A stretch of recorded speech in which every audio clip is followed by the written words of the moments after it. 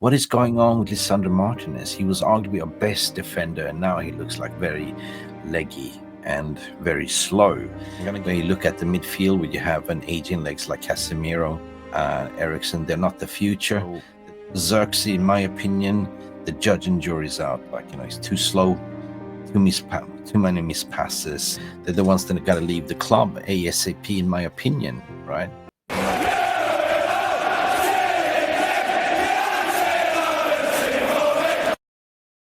So, Premier League season finished 2024 with a loss against Newcastle, and we are registering 5 losses in 6.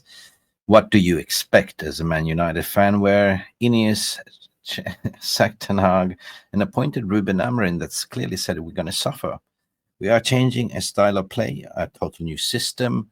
Players are who they are. We know who they are, so we're not really going to be a reactionary on it. We can just regret to look back on the season to say this could have been so much better. But anyway, it is what it is. We lost against a better team, at least in the first half. They looked like they were in form. When the first lineup came out, I was shitting my pants. I cannot lie, right? First and foremost, where do we start in the first half? The lineup. Definitely, I was looking at Ruben Amorim and say, God, not again. What are you doing? Why are you lining up your weakest team? This rotational work needs to stop. When you look at the midfield, where you have an aging legs like Casimiro, Eriksen, they're not the future. They're the ones that got to leave the club ASAP, in my opinion, right? In my opinion, the backline looks shaky. I mean, it took them 5 minutes to score, and again from a shaky defense from Lisandro Martinez, who had a stinker this season. What is going on with Lisandro Martinez? He was arguably our best defender, and now he looks like very leggy and very slow. I'm going to get into him and his performance as well. So it saddens me, because we are looking at the table at the moment. We're staring at the barrel of the gun, sitting 14th, and we used to be 8 points from relegation, and now we're sitting 7 points from relegation. And it's the reality that hits us. This is who we are right now. And Ruben Amorim wasn't lying when he said, we're going to suffer. It looked like he was the Nostradamus with a crystal ball to say, we're in for a perfect storm. And this is what we're looking at. We're looking right in the eye of that tornado, right? That's what we've been doing today. I feel comfortable numb in a way that I did a strategical review over the Ineos ownership earlier. If you missed that stream, go watch it. It was 1 hour long, when I kind of spilled my guts out to say that, you know what? I blame this on Ineos. The ineptness, by sacking the Dan Ashworth, by sacking Ten Hag, 9 games into the season, and then the sporting director, to change totally the identity of the club with Ruben Amorim, the place a 3-4-3 system, right? We can see that we don't have time to practice as of yet, because before we started to sort of warm up, we were practicing set pieces, corners, defending corners, and, making corners. But in the first half, we hardly laid a glove on them. We never got into gear. And brilliance from Newcastle and Eddie Howe, the way he was setting up by man marking, not giving United any chance on the ball whatsoever. So it is what it is. It took us... I don't know what they were doing. They were on sleeping pills. It just didn't work, right? Sloppy passes that were stressing us. We couldn't get off the first gear either, right? So Zirkzee, in my opinion, the judge and jury's out. He's too slow, too many missed passes. Oh my God. And everyone had a stinker in the first half, if you got to look at the negative side of it. The way the game changed when it was enough with Zirkzee. They hooked him out to put in Kobe Mainoo, and that changed the whole dynamics of the team. Why didn't he start with Kobe Mainoo from the very first beginning? That's a big question mark. I've been criticizing Amorim for his rotational. I do understand the purpose of it, but it's been costing us far too many games. It's been going on since Arsenal. Think about it. You rotate, you start your weakest team, you could see 2 goals, and the rest is an uphill battle. Second half, we come out, we look much, much better because that's the better team that's on the pitch. That needs to stop. That needs to stop. The fact that we haven't scored a goal for a very long time, it's alarming, it's concerning, right? It is. But this has to come down to Ineos, in my honest opinion. Ineos, they fucked up. They did fuck up.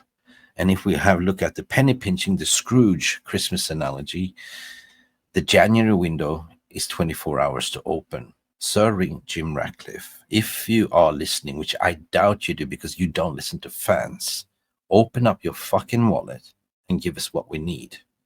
Right? If this is the suffering, or this is just the PR spin that you're going to say, leaking out that we're going to definitely get a go and get a left wing back in this summer, where's the money coming from? Right? I said it before and I called it out regarding Marcus Rashford that he will make an appearance. Because why? Well, it's looking good for the January shopping window. Of course, he didn't get any minutes on the pitch, but at least it was there as a prop to display that he is our player. If you want him, pay for him.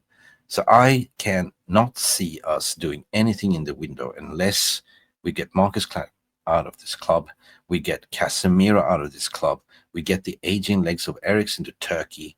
There's a free kebab over there. I know that Jose Mourinho loves you and he will love to take our Deadwood players. Luke Shaw to Italy, no problem. Napoli, Conte, he loves our ex-players as well. So lo and behold, we are who we are. You know, if you look at the paper, you said it's not really a bad team, but it's all about ability and agility.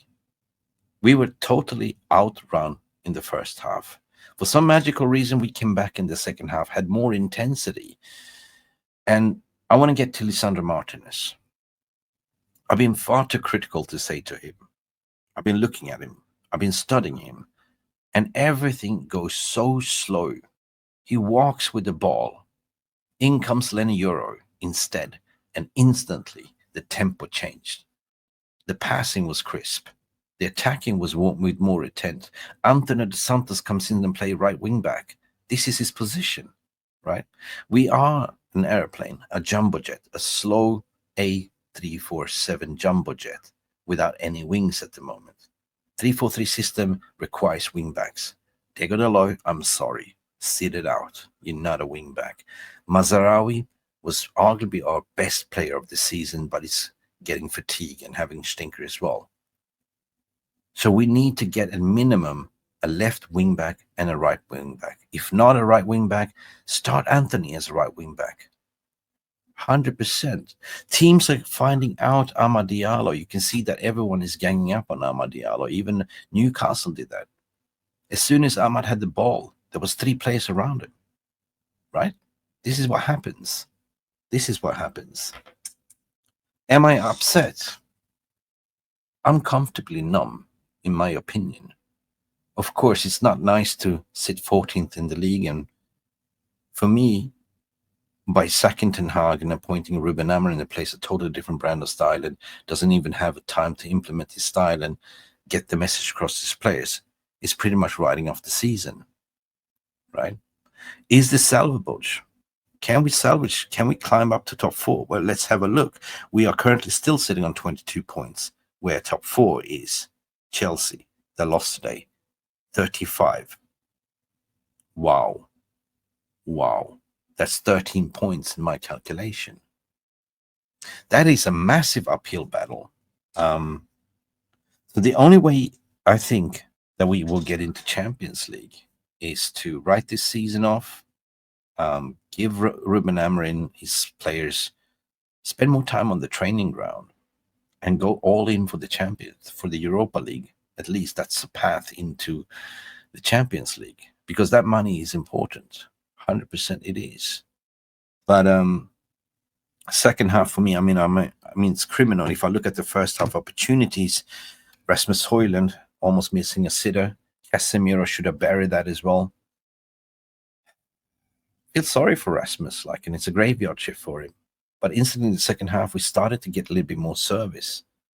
So take that second half team and put it against Liverpool to see. Don't start ever again like this, Ruben. That is the only critique that I can give you, right?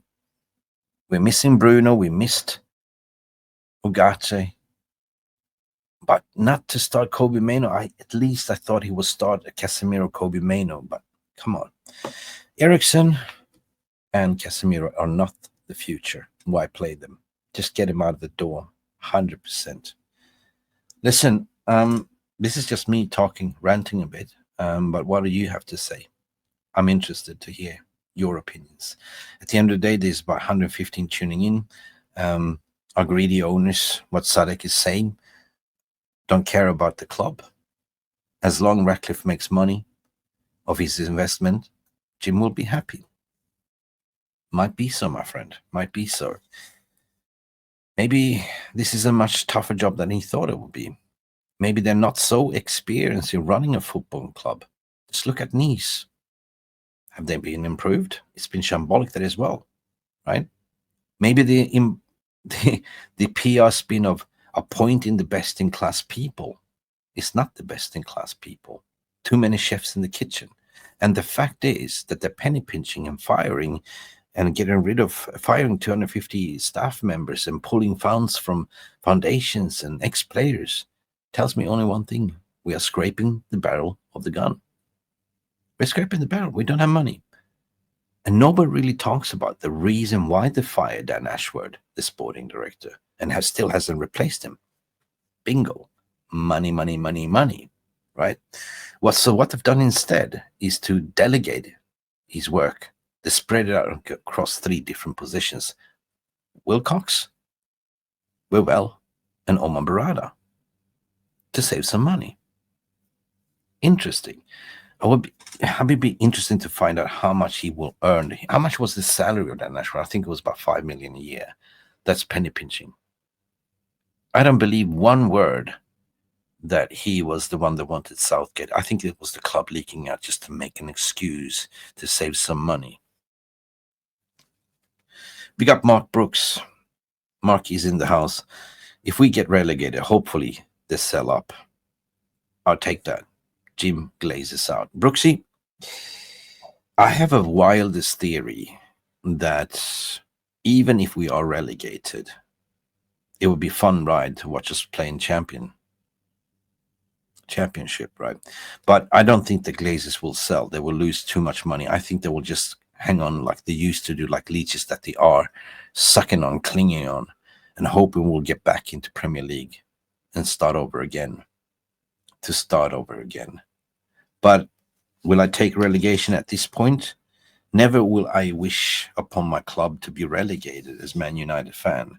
And as Sir Alex Ferguson said, if you don't support our team when we're losing, then don't support us when we are winning. Words of wisdom.